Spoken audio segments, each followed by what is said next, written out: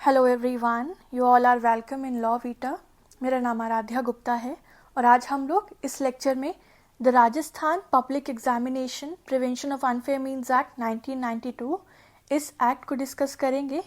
हाल ही में राजस्थान एपीओ की vacancy release हुई है, उसके सिलेबस का ये एक इम्पॉर्टेंट पार्ट है और बहुत ही छोटा सा एक्ट है, सिर्फ 8 सेक्शंस हैं। तो एक ही वीडियो में ये पूरा कवर हो जाएगा बहुत आसानी से और हम लोग पूरे एक्सप्लेनेशन ऑफ सेक्शंस के बाद इससे रिलेटेड कुछ पास्ट ईयर पेपर के क्वेश्चंस डिस्कस करेंगे। So without taking a due further let's get started. तो क्योंकि ये इस एक्ट को राजस्थान स्टेट लेजिस्लेचर ने इनैक्ट किया था, इन्फोर्स किया था, सो इसको सेंट रिसीव हुई थी वहाँ के गवर्नर के द्वारा ऑन 8 नवंबर 1992। ठीक है, ये डेट याद रखना, that is very important for the preliminary exam. ये 1992 का एक्ट नंबर 27 है। ठीक है, अब बात करें कि ये एक्ट क्यों लाया गया, क्या पर्पस था। तो जब आप बैरक देखते हैं ना, तो वहाँ पर स्टार्टिंग में ही ऑब्जेक्ट लिखा होता है, ऐसे कि टू दिस टू दैट, तो वही सेक्शन 1 के जस्ट ऊपर प्रीएम्बल में लिखा होता है। तो ये भी आपको जानना ज़रूरी है। तो इस एक्ट को लाने के 2 मेन कारण थे। पहला, पब्लिक एग्जामिनेशंस जो भी कंडक्ट होते हैं विद इन द स्टेट, उनमें क्वेश्चन पेपर्स के लीक होने की प्रॉब्लम ना सफ़र हो, पेपर लीक होने की जो प्रॉब्लम है उन्हें रोकना, ये इसका पहला ऑब्जेक्टिव था।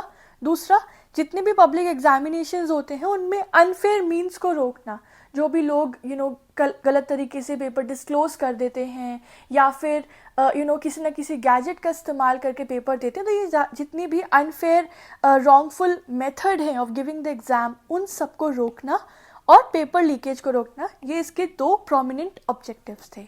ठीक है, तो इस एक्ट को, इस लेजिस्लेशन को इनैक्ट किया था हमारी राजस्थान स्टेट लेजिस्लेचर के द्वारा और इसमें टोटल 8 सेक्शन है। ठीक है, तो ये एक इंट्रोडक्शन हो गया और इंट्रोडक्शन में ही ये सारे ही फैक्ट इंडिविजुअल क्वेश्चन बन सकते हैं, so please do remember them.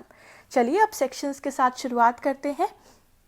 पहला सेक्शन है शॉर्ट टाइटल एक्सटेंट कमेंसमेंट, जैसे कि बाकी सारे लेजिस्लेशन में होता है। तो इसका शॉर्ट टाइटल क्या है वो हमने डिस्कस कर लिया था, the Rajasthan public examination prevention of unfair means act 1992।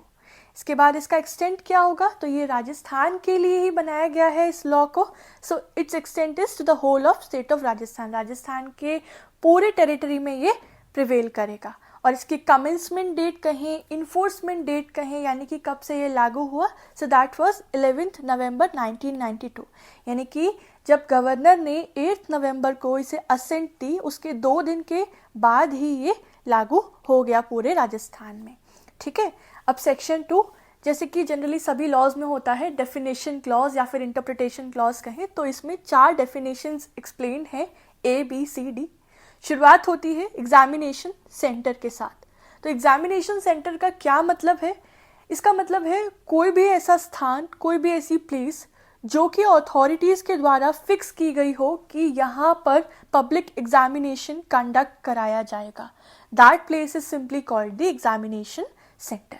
और एग्जामिनेशन सेंटर के लोकस के अंदर कवर होगा द इंटायर प्रीमाइस अटैच, यानी कि फॉर एग्जाम्पल इस पर्टिकुलर एरिया को सेलेक्ट किया गया है, फिक्स किया गया है कि ये यहाँ पर ही एग्जाम होल्ड होगा, so this is examination centre. अब इसी प्रीमाइस के साथ एक ये बिल्डिंग भी अटैच है, so because this is attach to it, तो ये भी एग्जामिनेशन सेंटर की प्रीमाइस का ही पार्ट माना जाएगा और उसी की ही एरिया में कवर होगा, so that is examination centre. Second is public examination.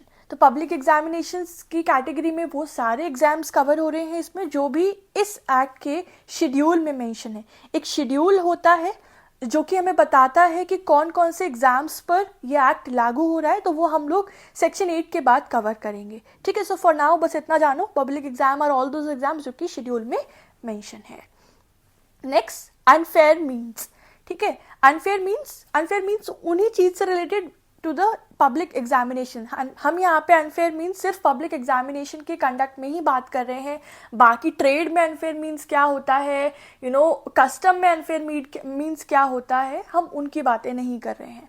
तो पब्लिक एग्जामिनेशन के कंटेक्स्ट में अनफेयर मीन्स क्या है कि यदि कोई व्यक्ति अनऑथराइज्ड हेल्प लेता है, गलत तरीके से अनलॉफुल मैनर में हेल्प लेता है किसी अन्य व्यक्ति की, किसी रिटन मटेरियल की, किसी चिट की, किसी पर्चियाँ होती हैं पर्चियों की, किसी रिकॉर्ड की, किसी प्रिंटेड मटेरियल की सहायता के माध्यम से एग्ज़ाम क्लियर करता है या एग्ज़ाम देता है, सो इसको हम कहते हैं unfair means which have been use in the public examination. और दूसरा, अगर कोई व्यक्ति किसी टेलीफोन की, किसी वायरलेस इंस्ट्रूमेंट की, किसी इलेक्ट्रॉनिक गैजेट की या अन्य किसी और इस तरह के गैजेट की मदद लेता है पब्लिक एग्जामिनेशन में, उसका यूज करता है, उसे भी हम कहते हैं then that is a unfair means use in the public examination.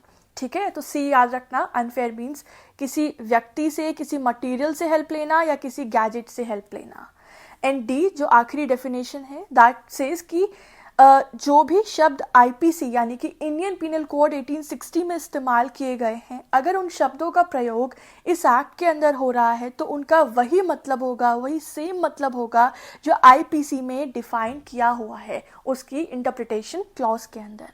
ठीक है, तो ये हो गए हमारे ABCD। सबसे पहले एग्जामिनेशन सेंटर हो गया, फिर पब्लिक एग्जाम हो गया, फिर अनफेयर मीन्स हो गया, and then the words which are defined in Indian penal code. ठीक है, चलिए आगे बढ़ते हैं। सेक्शन 3। सेक्शन 3 अब बात करता है, ये प्रोहिबिट करता है, ये रोक लगाता है कि कोई भी पर्सन किसी भी पब्लिक एग्जाम में अनफेयर मीन्स का यूज नहीं करेगा। अब अनफेयर मीन्स क्या होता है वो हमने सेक्शन 2 में डिस्कस कर लिया है, so we are not saying that again here. ठीक है, तो ये क्या कह रहा है, नो पर्सन, कोई भी व्यक्ति किसी भी पब्लिक एग्जाम में अनफेयर मीन्स का यूज नहीं करेगा। सिंपल, बात खत्म, स्ट्रेट फॉरवर्ड रोक लगा दी। और फिर अगर करेगा तो भैया आगे उसको सजा भुगतनी पड़ेगी, पेनल्टीज है, वो आगे हम लोग सेक्शन 6 में देखने वाले हैं। तो ये प्रोहिबिट करता है any sort of any kind of unfair means in any public examination. Next और कहता है अनऑथराइज्ड पोजेशन और डिस्क्लोजर ऑफ क्वेश्चन पेपर, कि कोई भी व्यक्ति जिसको लॉ द्वारा परमिट नहीं किया गया है ऐसी ड्यूटी परफॉर्म करने के लिए, वो डिस्ट्रीब्यूट नहीं करेगा question paper before the time fixed, कि भाई टाइम तो फिक्स है कि 10 बजे से ही आपको पेपर जो है वो डिस्ट्रीब्यूट करना है, लेकिन वहाँ पे पर्सन ऑथराइज था या तो उसने या फिर किसी और व्यक्ति ने वो पेपर एग्जामिनीज को, यानी कि जो बच्चे जो भी कैंडिडेट्स एग्जाम देने आए हैं उन्हें उस समय प्रणाली से पहले ही पेपर डिस्ट्रीब्यूट कर दिया, then again this is an unauthorized possession of question paper। इसमें और डिटेल में मेंशन है कि कोई भी व्यक्ति बिना किसी अथॉरिटी के ना तो उस क्वेश्चन पेपर को प्रोक्योर करेगा, यानी कि उसको कहीं से उठाएगा, ऑब्टेन करेगा, ना ही ऐसा करने का अटेम्प्ट करेगा। इसके साथ साथ अगर किसी व्यक्ति के पास क्वेश्चन पेपर है भी या फिर उस क्वेश्चन पेपर से जुड़ी जानकारी भी है तो वो उसे किसी को भी पास नहीं करेगा, किसी को भी उस जानकारी के बारे में नहीं बताएगा। ये सब अनफेयर मीन्स ही तो है, अनऑथराइज्ड मीन्स ही तो है। ठीक है, ना ही वो उसे उस ऐसी जानकारी को इम्पार्ट करेगा, ना ही ऑफर करेगा, यानी कि अटेम्प्ट भी नहीं करेगा, और अगर करता है तो भाई आगे उसको वो सजा भुगतनी पड़ेगी। तो वही है कि कोई भी व्यक्ति उस क्वेश्चन पेपर का अनऑथराइज तरीके से डिस्क्लोजर नहीं कर सकता है, ये बताता है सेक्शन 4। और सेक्शन 5 पेपर लीकेज की बात करता है कि अगर कोई व्यक्ति है, फॉर एग्जाम्पल एक एग्ज़ाम कंडक्ट हो रहा है और उसमें अलग अलग लोगों को अलग अलग ड्यूटीज सौंपी गई हैं, तो उसमें पियोन्स भी होते हैं, उसमें लोअर लेवल अथॉरिटी भी है, उसमें फैकल्टीज़ भी हैं, उसमें जो सारे इंस्पेक्शंस वगैरह करती हैं वो सारी अथॉरिटीज़ भी हैं। अगर उनमें से कोई व्यक्ति अपनी पोजीशन का गलत फ़ायदा उठा के डायरेक्टली या इनडायरेक्टली किसी भी कैंडिडेट को या किसी अन्य व्यक्ति को उस एग्ज़ाम से रिलेटेड इंफॉर्मेशन लीक करता है या पहुंचाता है, जो कि उसके पास क्यों है, by default of his work, क्योंकि जो उसको ड्यूटीज़ मिली हैं उस लिहाज से उसके पास वो इन्फॉर्मेशन है, लेकिन अगर वो उस इन्फॉर्मेशन को किसी और को सरपास करता है then that is the leakage. और इस ही पेपर लीकेज को जो है ये एक्ट प्रिवेंट करता है, रोकता है। और अगेन अगर कोई इस चीज़ का उल्लंघन करता है तो उसको पेनल्टी सफ़र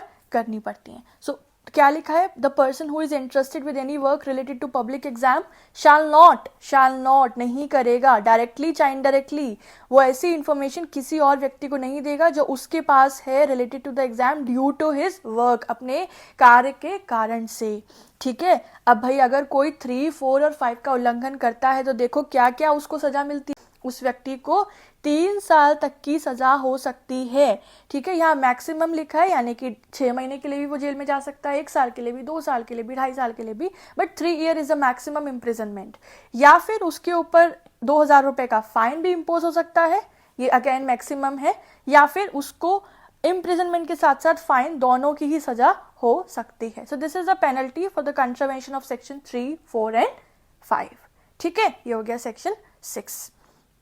सेक्शन 7 भी पेनल्टी बताता है कि अगर कोई व्यक्ति who is guilty of section 6, यानी कि अगर कोई ऐसा व्यक्ति है जिसने सेक्शन 3, सेक्शन 4 या सेक्शन 5 का कोई उल्लंघन किया, यानी कि उसने कोई अनफेयर मीन्स का यूज किया पब्लिक एग्जाम में, या फिर उसने कोई पेपर लीक कर दिया, कोई इन्फॉर्मेशन लीक कर दी, या फिर उसने कोई पेपर को डिस्क्लोज कर दिया, और उसके साथ साथ उसने किसी व्यक्ति की डेथ कॉज करने की भी तैयारी कर रखी है, या फिर उसको हर्ट कॉज करने की, या फिर उसे रॉन्गफुली रिस्ट्रेन करने की, उसे बंधित बनाने की, तो ऐसे व्यक्ति लायबल होंगे for the punishment imprisonment up to 3 years plus the fine of maximum 5,000। यहाँ और नहीं लिखा, देखो फर्क समझो, यहाँ लिखा है प्लस, यानी कि 3 साल तक की सजा भी हो सकती है और इसके साथ साथ 5,000 रुपए का फाइन भी इम्पोज होगा।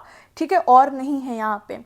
तो फॉर एग्जाम्पल एक देर इज अ पर्सन ए जो कि गिल्टी है फॉर सेक्शन 3, 4 और 5। ठीक है, and there is a person B जिसके अंडर में जो है एग्जामिनेशन जो पेपर्स हैं वो इस व्यक्ति के पास हैं। तो इस व्यक्ति ने सोचा कि मैं पहले इसको हर्ट कॉज करूंगा, यानी कि इसको बेहोश कर दूंगा या इसको कुछ किस तरीके से मार दूंगा। ठीक है, और उसके बाद मैं पेपर लेके भाग जाऊंगा। सो ही prepare to cause hurt or wrongful restraint or to cause death of such person। तो ऐसा व्यक्ति लायबल होगा सेक्शन 7 के अंदर, और पनिशमेंट यहाँ पे ये मेंशन है। ठीक है, तो ये हो गया सेक्शन 1 to 7। अब लास्ट सेक्शन देख लेते हैं, section 8, very simple, the power to amend the schedule.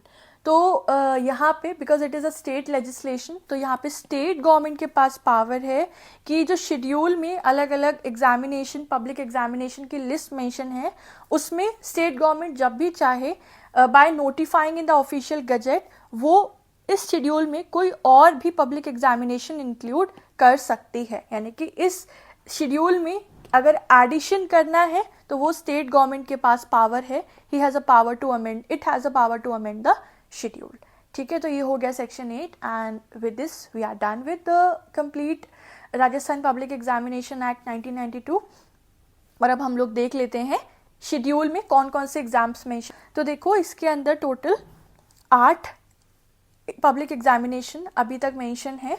ठीक है, फ्यूचर में स्टेट गवर्नमेंट चाहे तो इस लिस्ट को ऐड ऑन भी कर सकती है।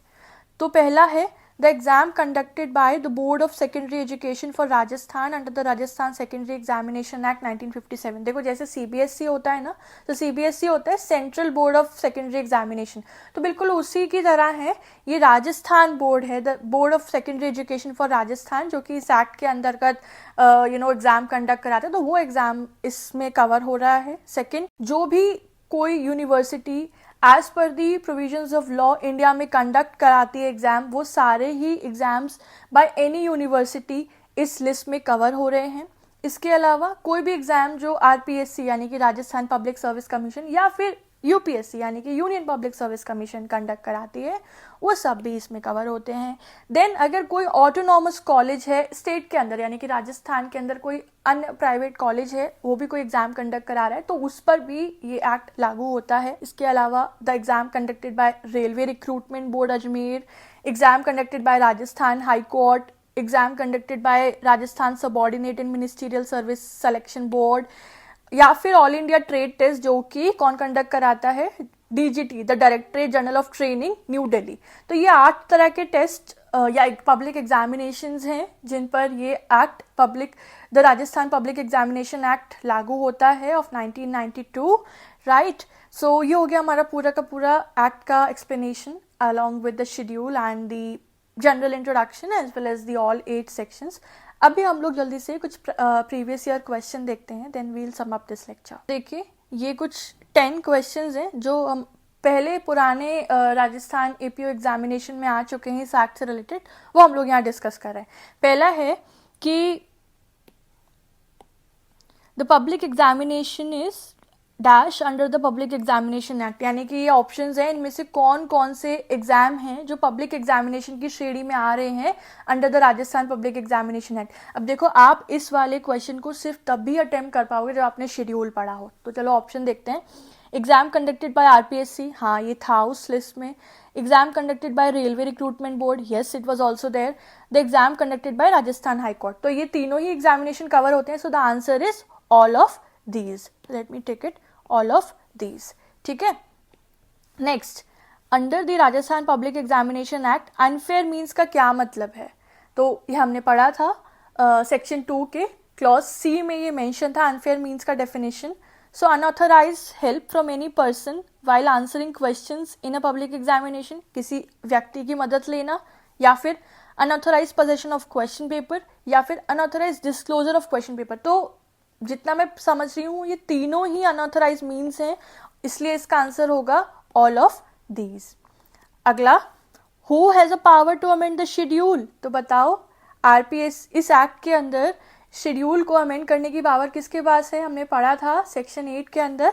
सो it was with the state government. अब क्योंकि यहाँ पे देखो ये है chairman of state public commission, ये नहीं है, हाई कोर्ट नहीं, सेंट्रल गवर्नमेंट नहीं, तो इनमें से कोई नहीं है। So the answer is none of these, है ना।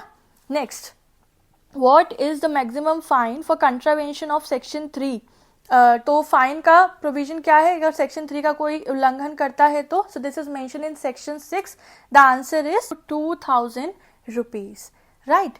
Next, fifth question, under which section of RP act examination act the use of unfair means at any examination is prohibited? तो कौन से सेक्शन में मेंशन है कि अनफेयर मीन्स का इस्तेमाल करना प्रोहिबिटेड है? So this was mention in section 3, है ना। Next, under which section the act the penalty for contravention और attempt to contravene of the provision of section 3, यानी कि कौन से सेक्शन में मेंशन है सेक्शन 3 का उल्लंघन करने की पेनल्टी? तो किसमें था? सेक्शन 6 में था।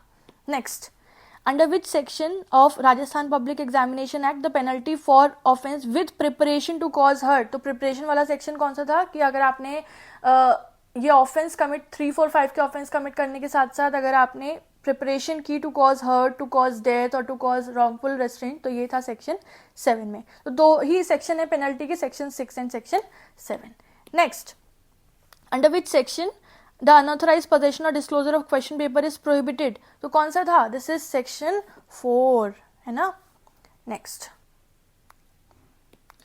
Under the act the word public examination includes the examinations conducted by. सो देखिए हमने पढ़ा था ना द शेड्यूल के अंदर कि any university, any autonomous university with in the state of Rajasthan, तो उससे हमें पता चलता है that Rajasthan university of health science इसका आंसर होगा। देख रहे हो आप शेड्यूल से क्वेश्चंस आए हैं, तो शेड्यूल को बिल्कुल स्किप मत करना while studying this. And the last question here, ये एक प्रैक्टिकल बेस्ड क्वेश्चन है कि a student was going to appear in a university examination, by chance he found a question paper lying on the road. He read it and consulted his book. Afterwards the question paper was delivered to him in the examination. Has he committed an offense? तो ये कह रहे हैं कि एक student था, वो examination देने जा रहा था, ठीक है, और उसे रास्ते में क्वेश्चन पेपर पड़ा हुआ मिला, वही क्वेश्चन पेपर जो उसके एग्जाम में आने वाला था। तो उसने क्या किया, वहीं के वहीं उसे पढ़ा और फिर अपनी बुक निकाली और उसके आंसर्स जो है अपनी बुक से कंसल्ट कर लिए, और जब वो अपने एग्जाम हॉल पहुंचा तो वहां पर वो सेम क्वेश्चन पेपर उसको डिलीवर हुआ। तो क्या उसने कोई ऑफेंस कमिट किया? नहीं, उसने कोई ऑफेंस कमिट नहीं किया। आप सेक्शन 3, 4, 5 का टेस्ट लगा के देखो कि क्या उसने कोई ऐसा ऑफेंस किया, नहीं किया, ठीक है। तो यहाँ पे इसका आंसर होगा नो ऑफेंस, ठीक है। तो गाइज ये हो गया हमारा दी complete lecture of the Rajasthan public examination act 1992। I hope आपको पसंद आया हो। प्लीज़ अपने रिव्यूज़ कमेंट सेक्शन में बताइएगा और पढ़ते रहिए। Have a good day everyone. और इन केस अगर आप लोगों को इस पूरे लेक्चर का जो PDF है वो चाहिए, तो I am telling you here, वो एक नॉमिनल चार्ज पे रहेगा, बिकॉज मेरे लिए भी एफर्ट रहा है to prepare all these notes and this document, तो उसकी इन्फॉर्मेशन जो है आप हमारे इंस्टाग्राम पेज या फिर हमारे ईमेल आईडी पे कांटेक्ट करके पूछ सकते हैं. चार्ज बहुत नॉमिनल रहेगा, ठीक है, और मैं वहाँ पे जल्द से जल्द आपको रिप्लाई कर दूंगी. और अगर किसी और सब्जेक्ट के भी आपको नोट्स चाहिए so do contact us there. उन इंस्टाग्राम पेज और ईमेल का डिटेल्स मैं डिस्क्रिप्शन बॉक्स में डाल दूंगी, ठीक है. Till then everyone stay tuned. I will be back soon with another such lecture. Everyone take care of yourself. Have a good day. Bye bye.